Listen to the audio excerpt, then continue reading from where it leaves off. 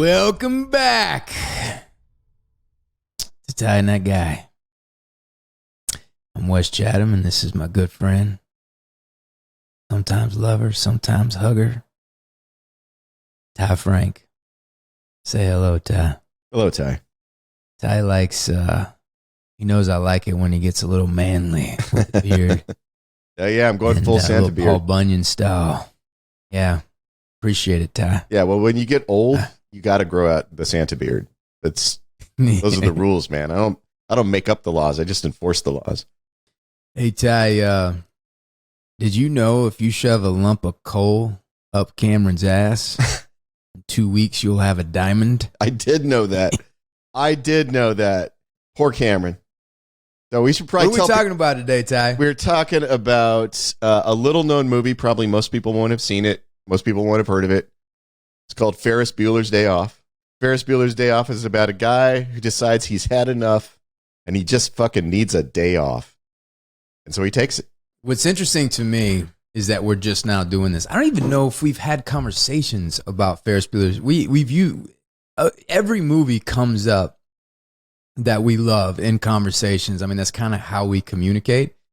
But I started thinking about it, and I was like, Jesus Christ, because this is one of my all-time favorites.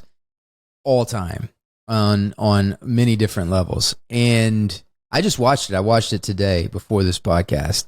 So the night before, or last night, I showed my kids Footloose. And, it was the first time they saw it. Did they care at all?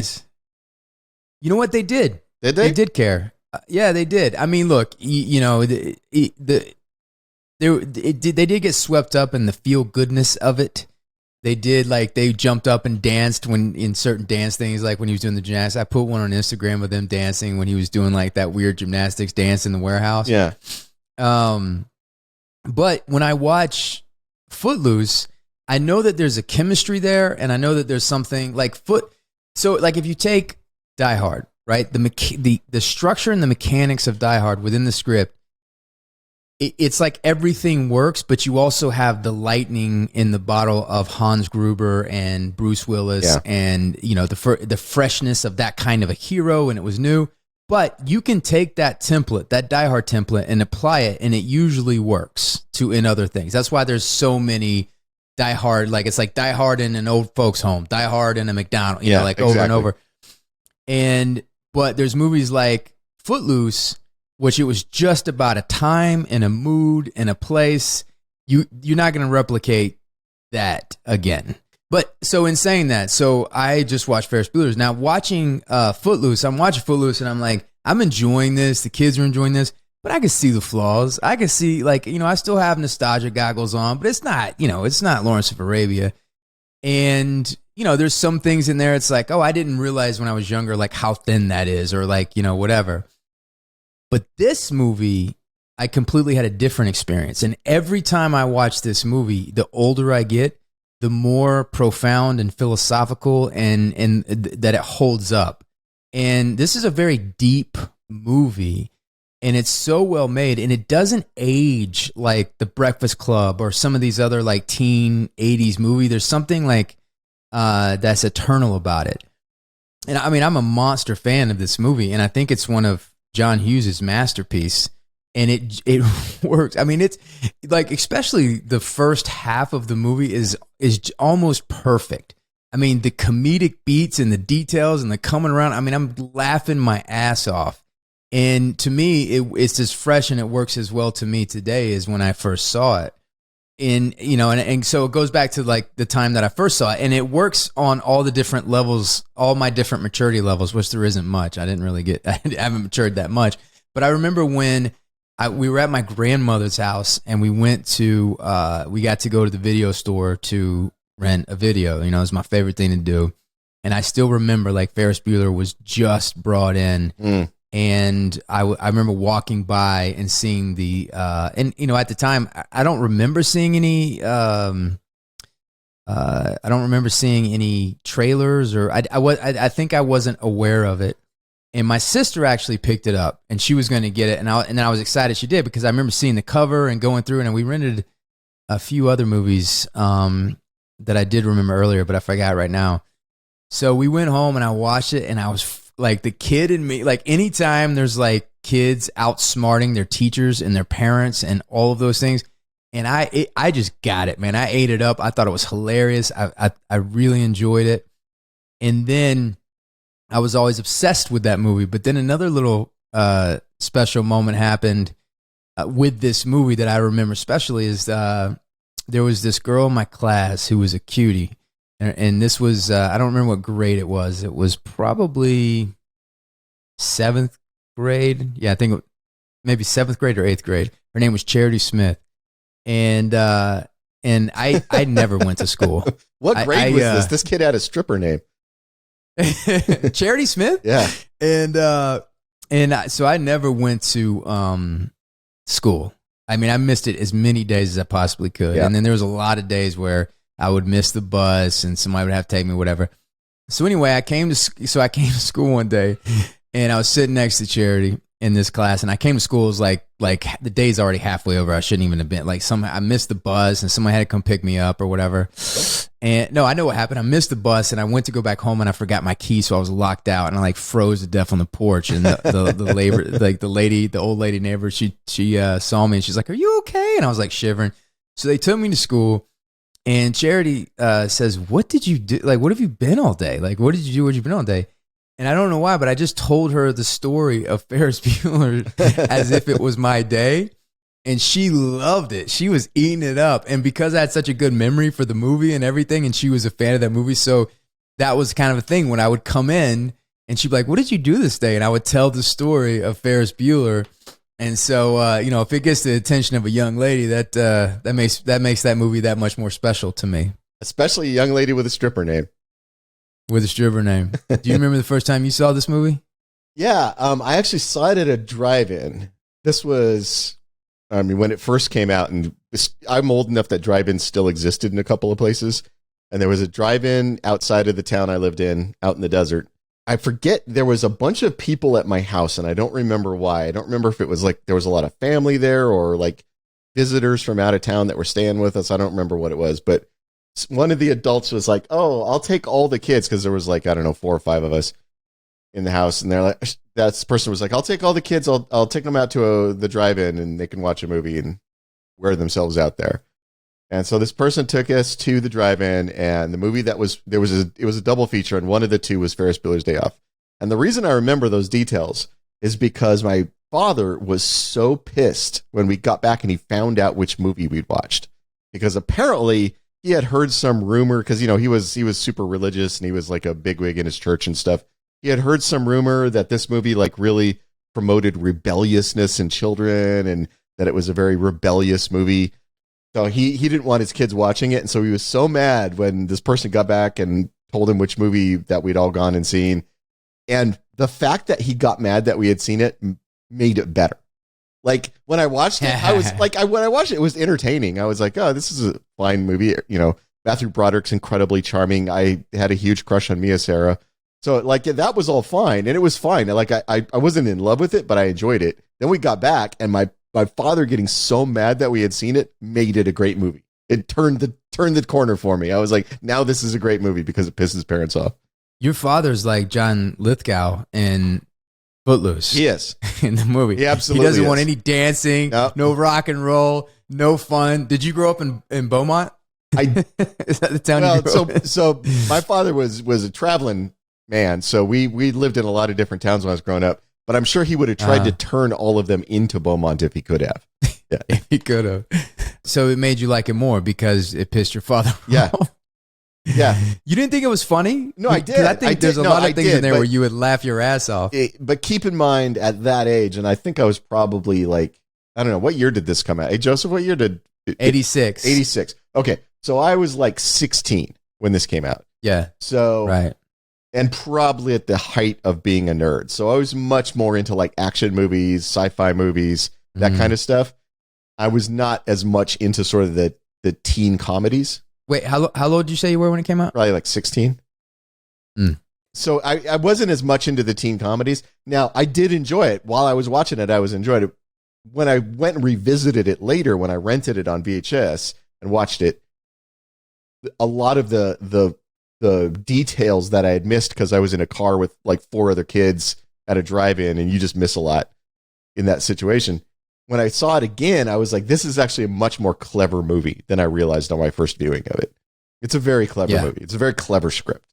So they made the movie for $5 million. They ended up making $70 million. Yeah, it was a huge hit. Huge hit. And in 1986, do you know what the number one movie was in 1986? I don't. Top Gun. Oh, well, yeah. If it came out the same year as Top Gun, yeah, Top Gun was the number one movie, of course. Number 2, Crocodile Dundee. Number 3, Karate Kid Part 2. Back to School. Number 5, Aliens. This is a stacked year. Yeah, wow. Star Trek, The Voyage Home, Color Purple, Ruthless People, and number 9 of 1986 was Ferris Bueller's Day Out. Number 10 was Down and Out in Beverly Hills. That was a good year for movies. It was a good year. When I remember watching this recently, and it hit me, I was like, this is Cameron's movie. Yeah. This is, we are emotionally invested in his change. And the reality is that Ferris Bueller is a force that people change around. Yeah. Like Jeannie, his sister, and Rooney, they're motivated by their jealousy of him, and they're wanting to crush that spirit that he has. But then you go online, you read, and it's like, oh, everybody knew that. Everybody knew that. It's like there's whole essays written about how it's not Ferris Bueller's movie, and there's some really cool theories about like the Tyler Durden theory that Cameron never left his bed and that he imagines this day in his head, because John Hughes, he says that Ferris Bueller's who he always wanted to be and who he kind of fantasized that he is, but the reality is he's Cameron. Right. And that's who he really is. So there's that theory that basically it's like, it's all imagined. Cameron's like, Ferris Bueller's not real. Why would he want to be best friends with Cameron? And that Ferris Bueller's kind of like his imagination, like Tyler Durden was. Yeah, I never bought that because, of course, there's a lot of stuff in the movie that has nothing to do with Cameron that Cameron would have no reason to imagine. Like, yeah, exactly. Yeah, why would Cameron be imagining Jeannie at the police station talking to Charlie Sheen? Charlie Sheen. Which, by the way, is one of my favorite scenes in the entire movie. And we'll get to that. Yeah. That deserves its own, time or whatever. But why would he imagine Ferris Bueller's parents and the relationship that they have and what they're going through in that time? But it's like Frank Hubert said, like, fear is the mind killer. Yep. And the reality is that going back and watching this time is that Cameron and Jeannie, they're so full of angst and fear, and they believe it's a false belief that everything works out for Bueller. And the reality is, if you really look at it, not a lot works out for Bueller. It's how he responds to things, because he doesn't have a car. They both have a car. And that's what I love about this movie and this script is like that the fact that he doesn't have a car makes him more interesting to me, because things don't always work out for him. It's how he responds to them. And so even when Cameron messes up and says, bring, Sloan outside, and he's like, Jesus, we're fucked now. Like, what are we going to do? But he thinks and he adapts and he figures it out, and then he spins it to something better. Then he gets the Ferrari, and then he goes and picks her up. Or even when he goes to that restaurant, and the guy's like, you're Abe Froman, the Sausage King of Chicago. The Sausage King of Chicago.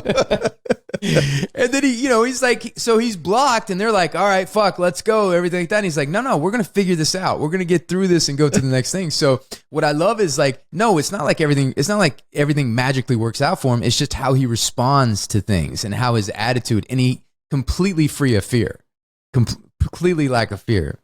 There was a period when I was working. This was I guess this would have been in the 90s. I was working for a company that was being bought by a much larger company and going public. So all kinds of like goofy new rules would come down, from like the corporate office. Suddenly they'd be like, oh, now you have to do things this way. And it'd be like, why are we changing this? And so we got this thing from the corporate office that came in. It was like, everybody has to wear these like name badges. Like everybody has to have a badge to be in the building. So they gave out badges, and I just thought it was the dumbest fucking thing. So we had a little label printer. So every week I would print a label with a new name and job title on there. So like one week I was Fox Mulder, FBI, And there was 1 week that I was Abe Froman, Sausage King. Yeah. Oh yeah. I did my time as Abe. There was some really the creativity of John Hughes, and maybe these things have been done. I know like breaking the fourth wall and things like that have been done. I know the Michael Caine movie, I remember in him doing that. But in that opening sequence when he's like, there is like graphics on like how to fool your parents and how it comes up on the screen. I've never seen anything like that in movies, and especially when you go to a theater and you're like, maybe TV shows like or something that you've seen before, but like go into a theater and you're like, what's going on? Like he's giving the reasons of or how to fool your parents, but also the breaking the fourth wall, all of these graphics, and then he's like dancing to I Dream of Jeannie and like, you know, just like that kind of sequence, that music sequence and things like that. And it works so well and it's so unique, but it's like there's a style and a creativity to John Hughes where he can pull something like that off. Whereas like if most people pitched that to you in 1985 when they were making this movie, you'd be like, wait, what? You're going to put fucking graphics on and the movie is full of these things. Yep. It's like the two attendants that had the car that steal the and car. Then it's like that steal the car, and then it's like, by the way, that deserves its own time too. But there's the Star Wars music, and then it's just taken off, and that kills me every single time. Yep. And they're just like, and the look on their face, and they're doing that thing.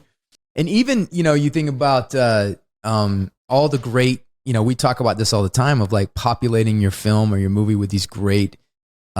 Interesting character actors. Like every smaller parts, every role played in this they just knock it out of the park. Like Mrs. Poole, and just all like if you go back and look and like just her quietly like pulling pencils out of her hair and all the little nuance and things that she does in there, she is hilarious. And she's just a little bit weird, but she's got like this feisty side where she's like, she you sounded just like Dirty Harry. Yeah. Oh, Ed, you sounded just like Dirty Harry. And Ed is like totally wants to be, Dirty Harry. So every time she compliments him, he's like, yeah, he tries to do a Dirty Harry look. Yeah. I mean, it turned out, it's too bad that the actor turned out to be such a creep. At least in that role, he was perfect for that role of the guy who, so the two things that are consistent in John Hughes movies, which would definitely appear in Ferris Bueller, is that the kids are much more thoughtful than I remember being at that age. Like he definitely gives his teenage characters much more sort of a philosophical bent than I remember having. But he also shows all of the adults as these tragic characters who never turned out to be the thing they wanted to be. Right. Mm-hmm. And I think what we're seeing some psychology from John Hughes there. I think John Hughes had a deep fear that he wasn't going to get to be the things he wanted to be. And saw that as the greatest tragedy an adult can experience. Because you look at like the principal in Breakfast Club, right? Like he so wants those kids to think he's awesome, to think he's a badass, to respect him. And when he brags about making like $30,000 a year, and you're just like, dude, stop bragging about that. When you look at Mr. Rooney is that character in this movie. He's the guy who desperately wants to be seen as the badass, as an important man. I'm the principal. I'm an important man, right? And knows that the kids don't see him that way. Mm-hmm. And the tragedy of being an adult realizing, oh, this is my life. I'm just a principal at this school and nobody gives a shit, right? Yeah, I mean, in the competition with a teenager, with Ferris Bueller, the idea that Ferris Bueller is not intimidated by him. He hates that. Who's not intimidated, who gets away with everything, and he can't control like he can other students. Yep. And he has this personal vendetta where he takes the whole day off and like he goes and basically... The shit that he does in his house is kind of like a preview to Home Alone, right? Yeah. John Hughes is kind of like, and I didn't realize like the amount of shit that he goes through in there, and it's hilarious. But there is something. John Hughes does things, and it's so honestly motivated. It works on so many different levels, right? It's kind of silly and fun, But then there's something really disturbing and sad about how obsessed he is with Ferris Bueller and beating Ferris Bueller in The Thing. You know, I kind of understand what you're saying in terms of them being more thoughtful. But I think what's different is they have the feelings that most teenagers, and they're going through the things that they're going through in their subconscious, but they're able to articulate it in a way that's beyond their ability to articulate it. And dude, Cameron, like the more I watch this, like I love Bueller. And by the way, Broderick was, I don't know if people remember at this time, but Broderick was like king of the world for a second there. Yep. Because he did Biloxi Blues on Broadway, and he won a Tony, and he did it with Alan Ruck, who ended up being Cameron. And that's how Alan Ruck got the job, because, by the way, segue, but Emilio Estevez turned that role down. He was supposed to be Cameron. Oh, really?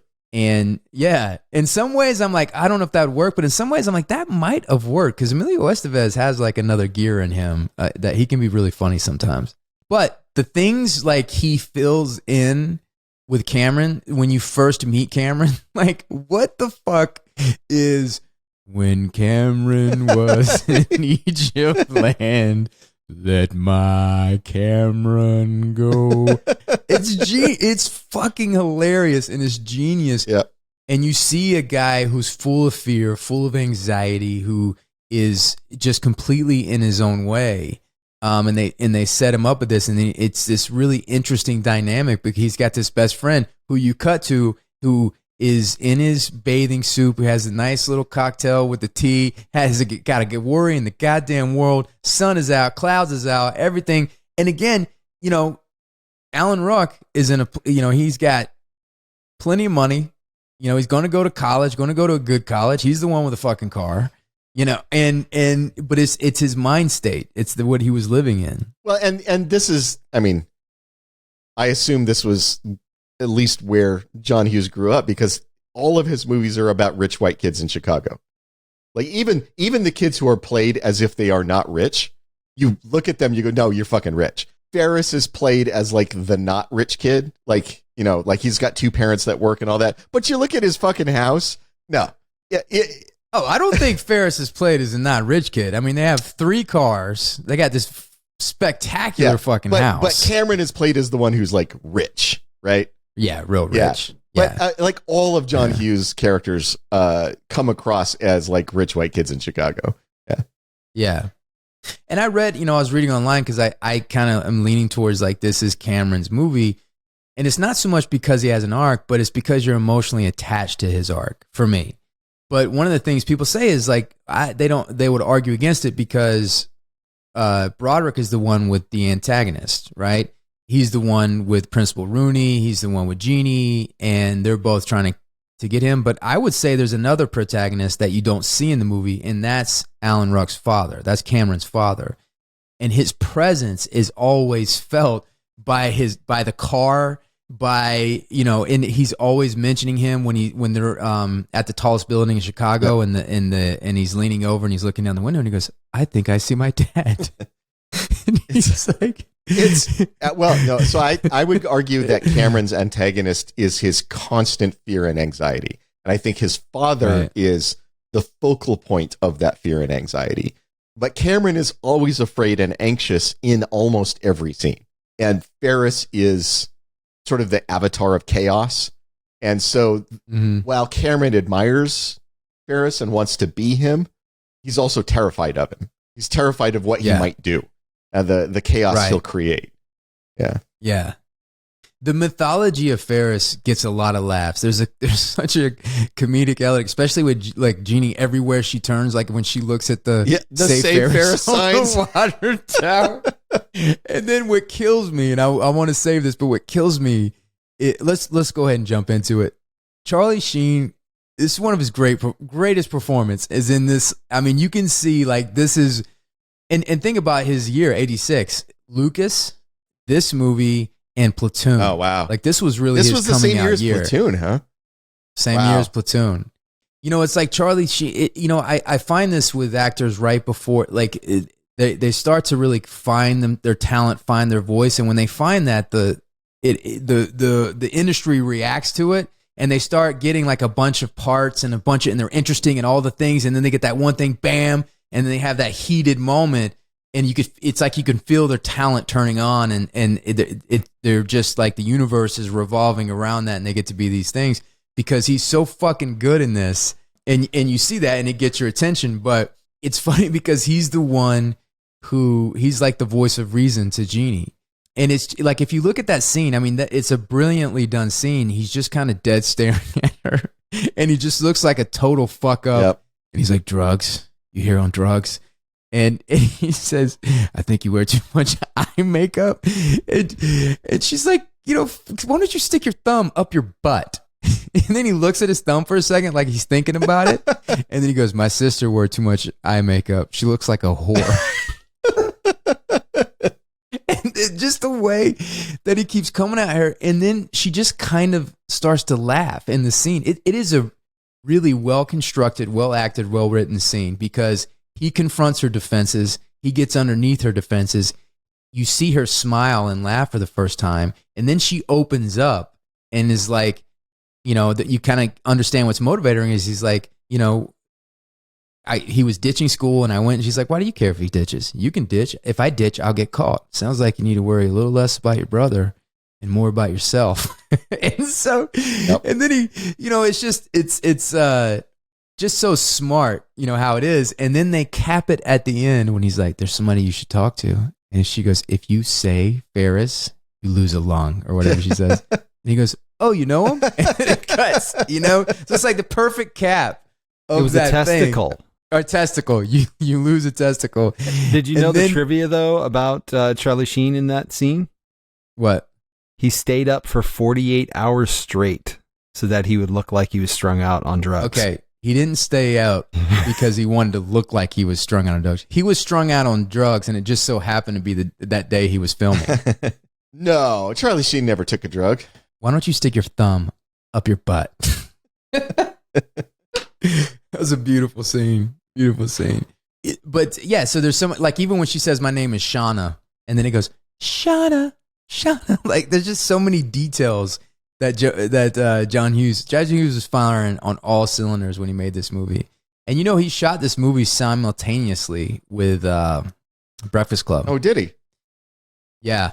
And that high school he shot Breakfast Club, Ferris Bueller's Day Off, and Weird Science at this one high school. Sherman High School, I think is the name of it. So you were 16. Did you go through the John Hughes period, or was that kind of not your style at this point? I mean, I saw all of the John Hughes movies. But everybody. I mean, it was like if you went to somebody's house and they had HBO, John Hughes movies were on HBO. If you were hanging out with your friends and people rented tapes, John Hughes movies were the things that were getting rented, so they were just in the air all the time. And the other thing is that occasionally when you watch the John Hughes movie, you get to see some boobies. And as a 16-year-old boy, I was down for that. There were not a lot of boobies in my house, in my hyper-religious house. So if you were at somebody else's house and they watched 16 Candles and the girl was in the shower, you're like, oh yeah, this is what I'm here for. So yeah, so I saw all of them, but and I think I enjoyed almost all of them, but I was more nerdy than that. I wanted Alien. I wanted, that kind. I had seen Aliens obviously that year and fell in love with it. I just wanted to watch Aliens over and over and over again. I wanted to watch The Thing over and over again. That was more my style. John Hughes, I went through that John Hughes period. Like, I was a big fan of all of these movies. Particularly because too, I was like so young that I was like, oh, is this what teenagers are like? I was like, so, when you're really young and you see things that are like, oh, this is what a teenager does, or this is what a teenager thinks, or whatever. And it's like, I was probably motivated by boobies too. Did you get to see Just One of the Guys when you were that age? Oh yeah, I saw it at the theater.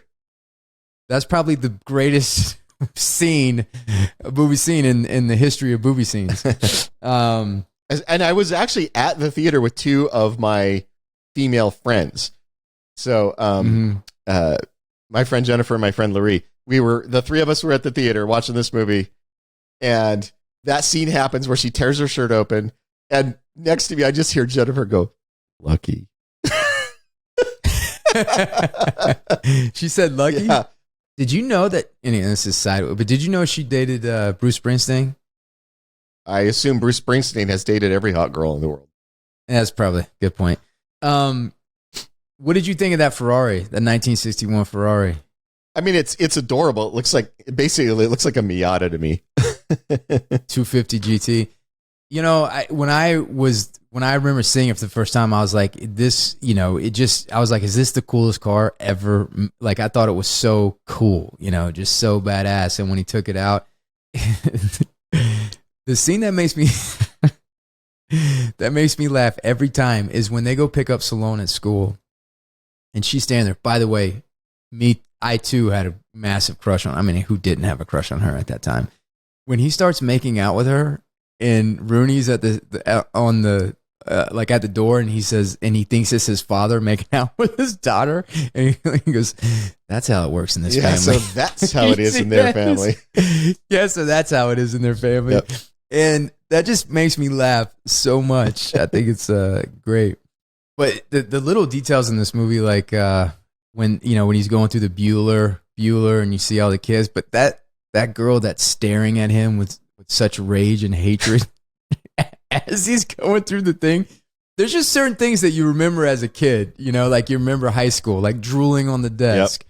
Or like hating one of your teachers so goddamn bad, or just the boredom, just the complete boredom of it. There's a reason why I missed 30 days in one semester. And I think the reason, like I told that story to Charity Smith, and I think the reason this movie really struck me is because there was a bit of his rebelliousness that I connected to.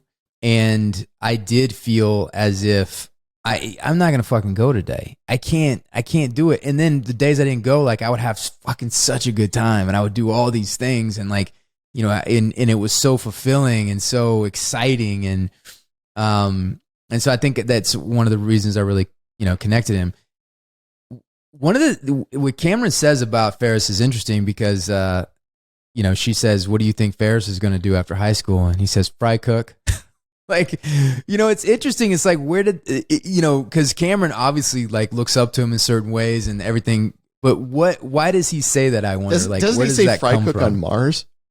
No, he says fry cook. Is it? Oh, okay. What did you think of the musical sequence? Dunkashane? When you watched it again? Yeah, Dunkashane and Twist and Shout and all that. I mean, it's fine. It's not my. It's silly, and you know, I'm lighthearted, and it's fine. It's not my favorite part of the movie, but you know, I don't fast forward through it. But how many? First of all, like I love it. I enjoy it. It's fun. I do think it's a little long, because how do you get away with having two songs? Like, how do you get away with, like, you do Dunkashane, right? And you're like, oh, that's cool. He's on a float and he's doing Dunkashane, and like that's the thing. But then he does Twist and Shout, and so and it works. It still works, but what would it be like if you cut one of those songs out and just do Twist and Shout, you know, or everything like that? But then it completely leaves the hero, it leaves the story, and then there's like this dance sequence with like a dance team on the steps, just like, you know, and then it's just kind of his little love letter to Chicago, and you know, people were, you know, just dancing all over the place in Chicago and stuff. And only in a John Hughes film where he kind of just bends and breaks rules, and you know, kind of, it's his own little creative expression that really works on so many different levels. You watch it when you're a kid and you get all the humor and the fun of it, but then you watch it, it's like, it's a deep movie. It's a complex movie. And at the time, like, you know, as a kid, when you watch it, you don't have any experience with like mental health or anxiety or fear or any of that stuff. And you just think the whole scene with like Cameron in his car is like, I'll go. He'll keep calling me. He'll keep calling me. And then fucking, like, it's the fucking thing. And you see that as a kid, and you just die laughing. By the way, it's a beautiful, I mean, it is a hilarious sequence of physical comedy when you see him in the back of the fucking, goddamn fuck. And I see that, and you see it now, and you're like, I have those moments. I have those moments where you're like, I don't want to fucking do this, but then if I don't, and you're like going back and forth, and then he'll keep calling me. He'll keep I'll go.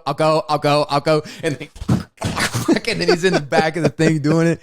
And it's just so honest and it's so brilliant. And you realize, watching it again now, you realize like how Cameron is really suffering through the movie. He is a guy who is, he's home because he's ill, right? Because he's sick. And, Ferris knows that there's nothing wrong with Cameron except for the anxiety and fear that his home life causes him. That's the illness he's suffering from. I mean, if you're so anxious about your life that it gives you physical symptoms of illness, I mean, it's totally possible for that to happen. It is not a pleasant way to live. One scene that it's really grown on me, the only scene like as a kid that I was like I didn't really get or it kind of slowed the pacing down, was the museum scene. And now when I go back and see it, I see like how profound it is, and I think like how important that scene is to the movie. And John Hughes, that was kind of his refuge when he was growing up. He used to go there, and that was his art scene and everything. And when Cameron is staring at that girl, like I remember just being, what the fuck is going on? Like he would stare at the painting and it would zoom in and would zoom in and it would like be pixelated. And Hughes said that was my expression of that. When he's staring at that painting and he's staring at that child, the closer and closer and closer you look, it disappears. Because Cameron feels as if anybody really looks at him closely, he would disappear. And that was kind of the expression of that through that scene. And then, I went back and watched it today, and it was really moving. It has the Smiths song, the instrumental of that song. Were you into New Wave at all? Did you get into the Smiths at all? Everybody who grew up in the 80s spent some time with New Wave. Everybody did. All right. Because I'm a Smiths fan. Like I even now, I still will have a day where it's like Smiths all day on the thing. Let's talk about the parking attendant guys, because they made me laugh the hardest. I slipped them a sawbuck. And you're good at this. What other movies was that main attendant? Like he was in a lot of stuff. The main attendant. Like that when you first see, like I remember seeing him like, this guy. What country do you think this is?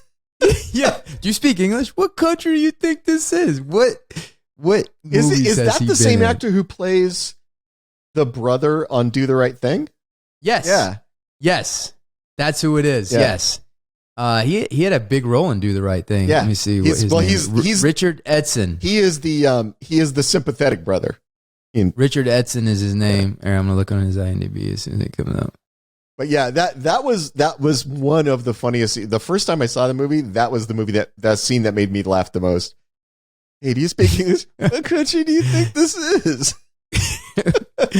But even just their enthusiasm when they get in the car, and then when they're walking out, and they're like, "Hey, I think it's going to be okay," and then they hop it, and they drive out the back, and then just cutting to it, like when you forgot about them. With the Star Wars and then just the look of glee and thrill in there, and they drop and they put 126 miles on the car.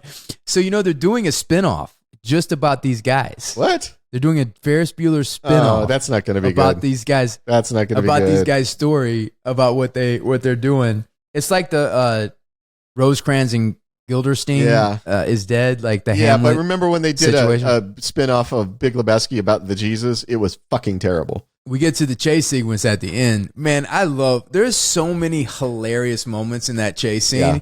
But one of the things that makes me laugh the most is when he hops over those girls that are sunbathing. Like, hey, all right, hey, so how it's you like doing? A nice to meet you, Ferris. Hey, Ferris. But it's again, this is John Hughes. It is so well timed, right? So you're so swept up in the like, fuck, the tension, the climax of everybody's racing to the house. Yep. Yeah, everybody's racing the house. You're getting there. It's like life or death. He's got to get there if he's going to win. And he hops over these girls, and then he passes them, but then he just walks back. And then it's just the turning the beat down and like, hey, how you doing, Ferris? It's like it fucking kills me every time I see it. And then he makes it home, and then Jeannie catches him at the door, and Rooney's there. Do you have a harder time watching this or enjoying Rooney's character, or can you like suspend your disbelief? Well, you mean now that I know that the actor was a piece of shit? Yeah. I don't. Mostly because all Rooney does is get his ass kicked the entire movie. Like if they were playing it like he was, like when I find out an actor's a dirtbag, and they play it like he's a hero. I have a hard time with that. But the actor is a dirtbag, and Mr. Rooney's kind of a dirtbag, and he gets his ass kicked, and Genie kicks him in the face. I'm fine with that. See, I can separate, like I think like I still love Lethal Weapon. I still love, like, I can separate things. I still love Michael Jackson. I still love his music. Like, I can separate that. But something about Rooney in this movie, because I used to really, it was delightful to see like all the shit he went through. But now it's just not the same. I just kind of not as interested in his stuff. The reality is there are some things that, like, if I find out a guy, like, I find out that, Wesley Snipes didn't pay his taxes and had to flee to Africa. That doesn't make me dislike Wesley Snipes. Yeah. When I find out Nick Cage has had tax problems his entire adult life, that doesn't make me hate Nick Cage. Those are two tax things, right? Yeah. If somebody like wrecked their car and didn't hurt anyone, or they, people make stupid mistakes, right? And when people make stupid mistakes, why hold that against them? Everybody's made stupid mistakes. I hope if I make a stupid mistake, people will be willing to forgive me. Where it crosses the line is when you hurt people who are helpless to stop you, which obviously is what his particular hang-up was. That I have a much, much harder time getting past. Most actors who've struggled with various things, drug addiction or whatever, like I'm fine. I can get past it. Even like racist rants, like Mel Gibson with his famous racist rant. Like, I've never read that he was like deliberately hurting Jewish people in Hollywood, right? He was a bit of a racist dick. Okay, some people are. But it sounded like mental illness. It sounded like alcoholism and mental illness. It did. But when you hurt children, that I can't get over that. I can't move past that one. Let's talk about Matthew Broderick for a second. So I talked a little bit about this, but he just won a Tony. War Games just came out, which was like one of the biggest movies like ever. Yeah, it was huge. It was massive. He was on top of the world, and it's funny because I read a lot of books about Hollywood and certain things at that time. Whenever I get around this period, they're always talking about movies, and they made an offer out to Matthew Broderick, or this, they made an offer out, and I'm just seeing, I'm like, Jesus Christ, like, man, and I forget, like, Broderick was a moment. There was like a few years there. The reason Michael J. Fox got Growing Pains was because Broderick turned it down. They offered him Growing Pains, which makes, you mean Family Ties? I'm sorry, Family Ties. Jesus Christ. Yeah, Family Ties. They offered Matthew Broderick Family Ties. They were offering everything. So I read Jennifer Gray's book. Her and Broderick they met on this movie, and they fell in love. Like, they were engaged to be married at some point. And she kind of talks about her relationship, with him. And he was in a bad car wreck in Ireland. And I don't remember like the details, but I think like, it was really I remember bad. when Like, it happened. Two people. Yeah. And I don't know if he hasn't been the same but his career, I wonder if it had some kind of impact or changed the direction of his career. What could have Matthew Broderick become if that didn't happen? I don't know. I mean, I'm sure the car wreck has something to do with it, but he also made some very bad choices. I remember when it was still Matthew Broderick was like king of the world, and he had done War Games, and he had done Ferris Bueller, and he seemed like a hot Hollywood commodity. And then he did Project X, one of the worst movies of that year. What movie is that? Oh, with the monkeys or the apes? He made a couple of really kind of stinker movies, and I think kind of that took some of the shine off of his star. And I'm sure that, in combination with being unable to work for a while after a really bad car accident, I'm sure that combination of things definitely hurt his career. You know, a movie he turned down, which I just can't for the life of me fathom him getting offered this part. Which one?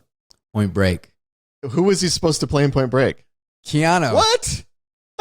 Yes. Wow. He was supposed to be Keanu in Point Break, and he turned that down. And I'm like, who the fuck looks at Broderick? And you know what's interesting about Ferris Bueller is, he's the coolest guy in the movie, and he's a cool guy, but it only exists within that universe, right? Like, like Ferris Bueller is not going to be that cool in another movie. Yeah. You know? And there's something about that movie where it works.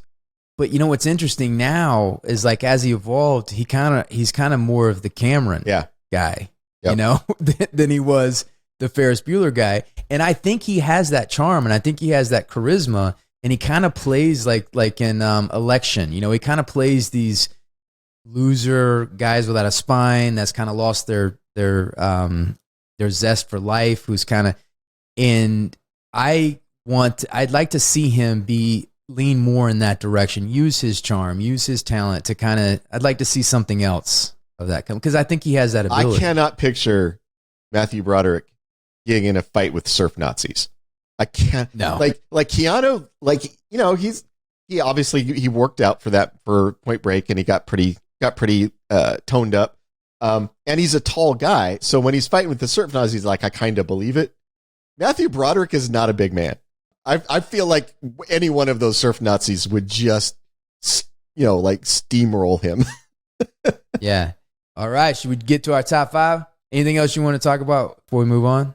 Yeah. I mean, the only other thing with Ferris Bueller that we haven't talked about is the ending. You know, that, you know, we talked about that Cameron is the only one who has a character arc in this. You know, Ferris starts out as Ferris Bueller. Well, he gets to the end and he's still Ferris Bueller. Yeah. So we said that Cameron is, for me, like the character arc that I'm emotionally involved in, but I'm also involved in his sister's arc, Jennifer Grey's arc. Well, that's what I was just about to talk about. We get to the end of the movie, and we have that moment where, and it's you know, I mean, it's a shortcut. It seems like the entire motivation for Jennifer Grey's character to understand her brother better is that she kissed Charlie Sheen at a police station, right?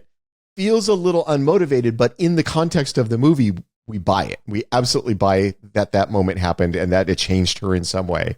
And that moment where she gets home and, yeah, she still is frustrated with her brother. Yeah, she still thinks he's kind of spoiled, but she doesn't want to see Rooney beat him. And when she confronts Rooney and kicks his ass and drops his wallet and he has to like go get on the bus, that is fucking brilliant. That is maybe one of the most satisfying moments in the movie, and just kicks the shit out of him, which is awesome. Yeah. Yeah. Jennifer Grey is like, she doesn't get as much credit as her comedic performance, but like this, and even Dirty Dancing, like she's really funny. Yeah. I don't fully agree with you, because in another, like I was talking to a friend today. We were just having a conversation about Ferris Bueller's Day Off, and he's like, I didn't feel like Cameron, it just kind of came out of nowhere. Like he had a nervous breakdown and then he comes out and he's like fully changed. And I disagree with him, and I disagree like with Jeannie, because I thought Cameron was properly set up. He's suffering through the whole movie. Yep. You know, and then there's all these barriers and layers that he's getting to and that he's breaking down. But even with Jeannie, she is dealing with this jealousy, but she even has, and I think Hughes did this on purpose. There's a scene where it's all voiceover where she's just leaning against the wall in high school, and she's like, why do I care so much about Ferris? And why does it bother me that he ditches? And so she's waffling, right? She's like, why am I letting this thing? And there's almost a choice that she makes, because she's like, maybe it's not a big deal and maybe I should let it go. And then you remember it shows her driving by and she stops and she goes, nah, I hate him. Yeah. And then she ditches school to go pick him up. So it's incremental, right? So she's already questioning. She's already doing this. And she's at the height of her stress where somebody breaks in her house. The police come and pick her up and they think she's lying. Yep. So they take her to jail. Now she's sitting next to this drug addict guy. But he has a conversation with her. And he gets into her, and then it's like she releases and lets that go. I would argue that it is less supported than the Cameron change, but in the context of this movie, it works. It works fine. Yeah. And we don't need Jeannie's journey. You know, we don't need to see 40 minutes of her coming to a realization about herself. That's not what the movie's about. So it's fine. Right. It totally works fine. And I don't think she's now going to be like, you know, Ferris's biggest fan or anything. I think she just has this moment of, yeah, I still maybe don't like Ferris that much, but I'm not going to let this piece of shit beat him. You know? Yeah. See, I think I do. I think she's gonna see. I think she's gonna see things differently. You know, I think she will go on, and her and Ferris will have a good relationship. I do think that there was a period there. It's like what we've all had that moment. I mean, because I was arguing with my friend, I was like, dude, I was deeply moved by Cameron's when he has that nervous breakdown, and then he kind of wakes up and he's kind of enlightened in a way. You know, he's like, Ferris Bueller, you're my hero, and like plays a joke on Ferris and does all that stuff. But he says, you know what? When I was in that catatonic state, I was just thinking it through, and I'm so goddamn tired of being afraid. I'm so tired of anxiety. I'm so tired of my fucking dad, like always breathing down my neck. And I think we've all had those moments in our life where like you suffer with something for a long time, and then you wake up one day and you're like, I'm fucking over it. Fuck you. Whoever it is that's giving you that thing, fuck you. And he has that moment, and it was cathartic. Now, did he have to kick the car through the goddamn window? You know, I mean, I guess he didn't do that on purpose. But yeah, so this is one of those movies where I go back and watch, and the more I watch, I like it more, and I realize like this is a very philosophical, complex, interesting movie that works on so many different levels. See, I'm gonna push back a little bit. I think in the context of a movie, catharsis is the end of a thing and the beginning of a new thing. I think in the context of a human life, it tends to be, if it changes anything, it is a tiny incremental change. I think you can have those cathartic moments where you're like, have the nervous breakdown, whatever. And then you'll come out the others, and it'll feel like a huge moment, and you'll feel like you're going to make all these changes, and you'll come out the other side of it, and maybe you'll change a little bit. I don't think Jeannie and Ferris are going to be best friends. I think she's going to come out the other side of this with a little more tolerance for Ferris, a little more sympathy for him, a little less contentiousness, but I don't think they're coming out of this best friends, because I've had those moments with people where you like have the cathartic moment you're talking about. And maybe you're like, all right, I'm going to be a little nicer to that person now, or I'm going to be more patient with that person now. But it's never like, now we're best friends. It's always like, all right, I'm going to be a little more patient. And I think that's that catharsis there. And I don't think Cameron is coming out of this as a completely new person. I think what Cameron is doing is he's having the fight with his father that he has spent his entire life dreading. He's allowing that to happen. And I think he'll come out of that fight a different guy, but I don't think he's going to come out of it a radically different guy. I think in real life, all these changes are always incremental. Yeah. Yes. And I think to your point, I mean, I think that I agree with you. I think Cameron's a changer, man. You might be right about Jeannie, but I don't think they're going to be best friends, but I think she's going to learn to appreciate him, and he's going to learn to appreciate her. Well, I mean, that is typical with siblings, that you hate each other when you're teenagers and you learn to appreciate each other as adults. Yeah. Yeah. What do you think, Joseph? Actually, never mind. Let's go to... I love that. That's great. Yeah. Segue to the top. Yeah. The top list. Give me a second here. We are obviously inspired by Ferris Bueller. We're doing top fourth wall movies. So shall we just put Ferris in the 0 spot? Oh, wow. You got a lot. Oh, wow. You got JCVD on here. Top secret. Top Secret was a favorite of mine as a kid. And of course, Animal House with the ladder scene when he's looking in the window and then looks at the camera. Just to narrow it down a little bit, Ferris talks to the camera. That's part of the storytelling, right? That's part of how the movie tells you the story that you're in. There's been lots of movies that have one little quick fourth wall break. And I think my favorite single scene fourth wall break of all time is not on this list. But I don't know if this list should be single scene fourth wall breaks.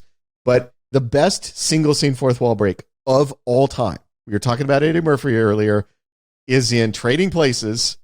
When he's sitting there and they're telling him about his new job. Oh, there it is, down at the back. Yeah, you got down at the bottom. It was just below camera for me. When he says, 100%.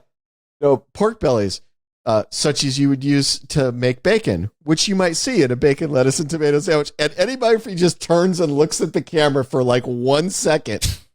It is the best fourth wall break of all time. And it's one of the funniest moments in that movie. Yeah, I think if we're doing the Ferris Bueller version of Fourth Wall Breaks, it should be movies where like Alfie. Yeah, or Deadpool, or what's some of the other ones that I was thinking of that where it's like it's part of the storytelling. Fight Club is one. Fight Club, definitely. Wolf of Wall Street. I mean, it's him just telling his story to the camera, basically, right? The whole thing. Yeah. Yeah, there's High Fidelity, which the thing is, like, High Fidelity has moments in it that I love, but every time I rewatch that movie, I like it less. Now my favorite moment in High Fidelity is the end where Jack Black's band comes out and sings. I'm trying to remember this. Like I'm trying to remember the Spaceballs. Like I remember them getting the tape. But what was the breaking the fourth wall in that? Oh, because they were aware that they were on the tape.